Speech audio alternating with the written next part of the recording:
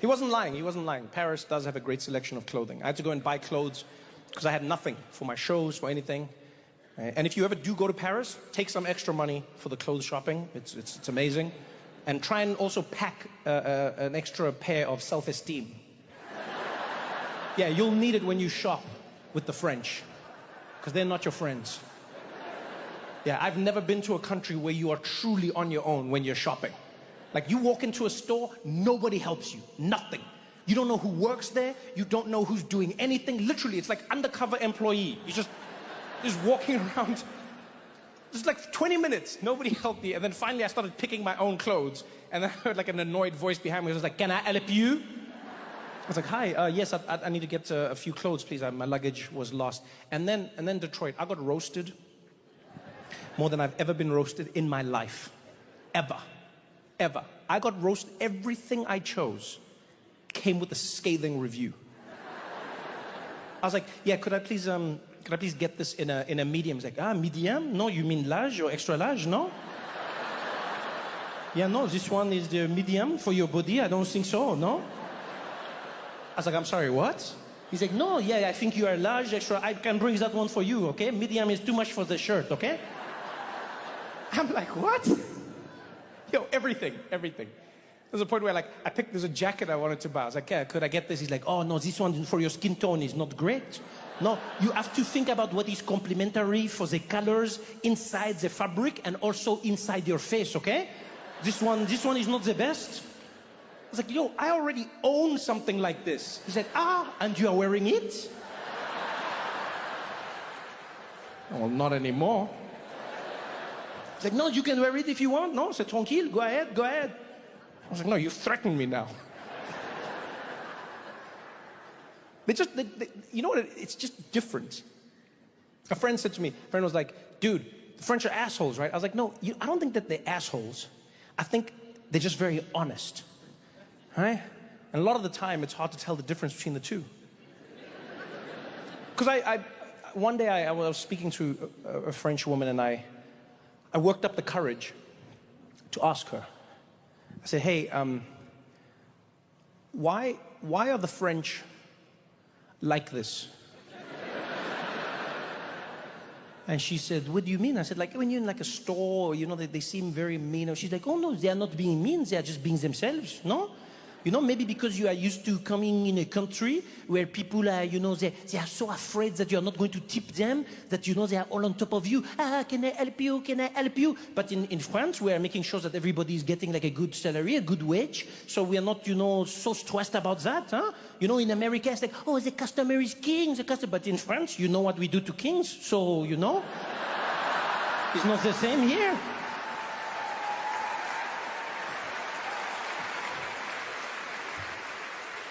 It's been a wonderful trip. I don't know what's going to happen. I don't know how it's going to happen. There's never a dull moment in South Africa. Even just flying around the country has been exciting for me. It's been an injection of South Africa. That's what it's felt like. Just traveling around, particularly because the flying has changed, right? So I told my team in South Africa, I was like, "Hey, what's the plan?" And they were like, "Well, they're like, who do you want to fly? How are we flying around the country?" I said, "We do the usual. We're going to fly with SAA." And then they were like, "SAA, it's finished." I'm like, "What do you mean it's finished?" They're like, "Yeah, it's gone. SABC and SAA generations, all of it's gone." I'm like, "What?" I'm like, "What? What do you mean it's just finished? So how are we flying?" They're like, "Well, you've got to choose another one." I was like, "Well, you recommend." They're like, "Well, we could do like Fly Safair." I was like, "All right, is it good?" They're like, "Well, it's not great, but it's reliable. We'll get you where you need to go." I was like, what do you mean it's not great?" They're like, "Well, they just make you pay for everything, and it's like it's very they just make it very efficient." I didn't realize how efficient. Yo, Fly Safair is on another level, guys. I don't know who's running that airline, but they're serious, eh? They don't waste time. They make sure they make their money. They make you pay for everything. Everything. Yeah, you buy the plane ticket. That's just the beginning of the transaction. Yeah, you want a specific seat, you pay. You want to bring a bag, you pay. Yeah, you want food on the plane? You pay. Yeah, you want to board early? You pay. Those people, they're finding everything, yeah? It's only a matter of time before you're on a Satire flight, and 10 minutes before landing, they come up to your seat like, I'm sorry, sir, it looks like you didn't pay for the landing option. So we're gonna need you to jump out now if you don't mind. You're like, yeah, but can I pay now? Sorry, sir, we don't take cards.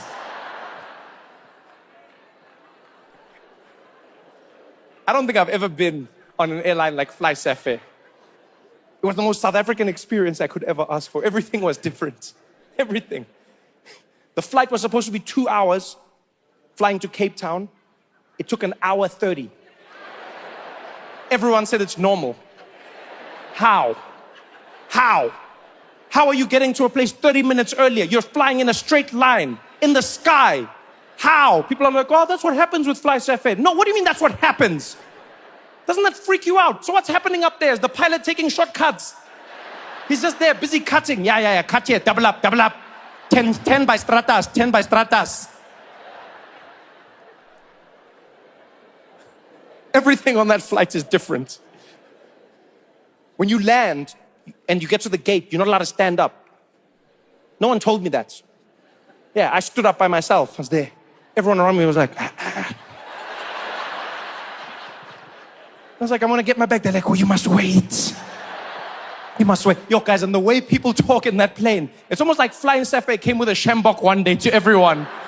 Because not a single passenger. I sat back down, I'm like, what do you mean? They're like, you wait for Satire to say you can stand. You don't want to see them get angry. What did they do to you, South Africa? You can tell me. That whole flight was different.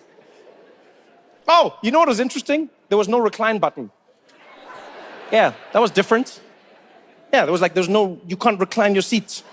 Yeah, the seat is there. And then I got into it. And then I was like, okay, let me relax. And then I was like, whoa, where's the, okay. And then, you know, sometimes you don't know where a thing is. So I was looking, I'm busy pulling things. I'm like, where's, and this is something that could only happen in South Africa. There's this Indian guy sitting next to me. And he sees me, because he's fidgeting around, sees me fidgeting. And at some point he turns and he's like, hey, Trevor, what's wrong there, man? And I said, no, man, I can't find the recline button. And without missing a beat, this man was like, oh, no, don't worry. They sell it there when you start flying. Yeah, they're going to bring it with the Pringles and the water and stuff. You can buy it. It's 55 Rand. Guys, he said it so seriously. And I'd paid for so many other things that I believed it. I was like, God damn, this airline is crazy. I was like, what an insane airline. I was like, they make you pay for the recline button? You know what an idiot I looked like when they came with that cart? They were just pushing that cart down. I was like, and so what would you like? I was like, can I please have the recline button? I want to lean back. Everything on Satire was fun. Everything. My favorite thing on Satire is that it feels personal. That's what I like. You know, I feel like I'm on a South African airline and it feels personal, feels intimate. I feel like they're flying me, mostly because they look at me. You know, when they're making the announcements, you see who's making the announcements. That doesn't happen when you fly anymore. Flying has become so impersonal. You know, they just put down that video monitor and then you just watch a little safety video. You know, there's no warmth, there's no character. You've seen it probably when you travel, when you leave South Africa. You know, when you fly Emirates, you know, and then they'll be like, please watch the safety video. And then the video comes on. شكرا خيلة ولا خيلة لورليلا إماراتي شكرا ليلا كتور لورليلا السلام عليكم ما لكرليلا ولا كتور تاجي إماراتي كديلا ولا كتيلا كا حبيبي لكرلويا يلا يرد كترلوه ناتي إماراتي هجكور لكيلا محمد خليا لا بنصل كدراينا أعطيك خليل بردينا بوديا شكرا. Welcome to Emirates. That's not personal. That's not for me. Satire feels like it's custom made. You see the person, they take that telephone off the wall. On our flight, they had one person making the announcement and another person doing the actions. Yo, guys, I was having the time of my life. Because that woman took the phone and she's like, welcome, ladies and gentlemen, aboard this Satire flight. Please pay attention to the following safety announcement. you will find the seatbelt will be fastened like this. And unfastened like this.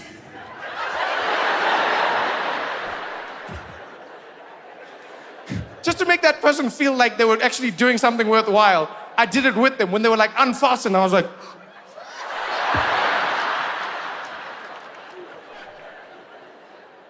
Please also note you will find a life vest under your seat in case of a water landing emergency. Place it over your head and pull the strips to inflate the jacket. If it does not inflate, you can blow into the red toggles on either side.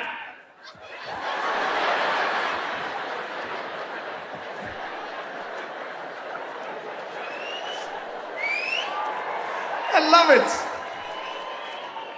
It was interesting. It was unique. It felt like I was home.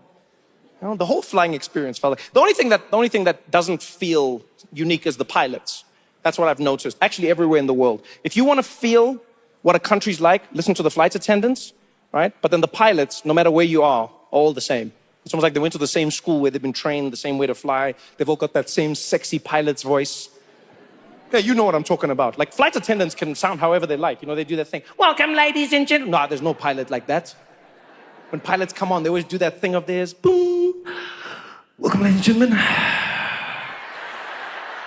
Aboard this Fly Satire flight. This is your captain, John Davies speaking, and I'm going to be taking you down. It's going to be approximately 2 hours. We're just waiting for the last few bags to get loaded, and we're going to be closing the doors, heading off shortly in a northeasterly direction. Taking to cruising. Like, why are they always running out of breath? Is there a reason that pilots cannot complete one single sentence when they're making announcements? Every time that they're like, we're going to be at a cruising altitude of 35,000 feet. It always sounds like they're getting head in the cockpit. Can anybody tell me why? Why does it sound like every pilot is receiving immense amounts of pleasure and they can't get a single sentence out? Every single pilot.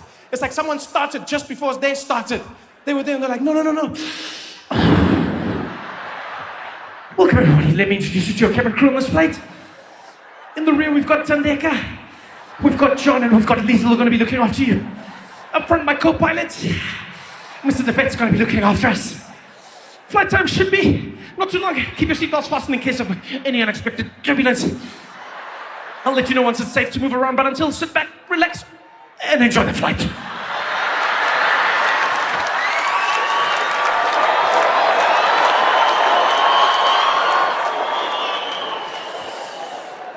Oh, Fly Satire. Felt like home. Ah, man, love you too.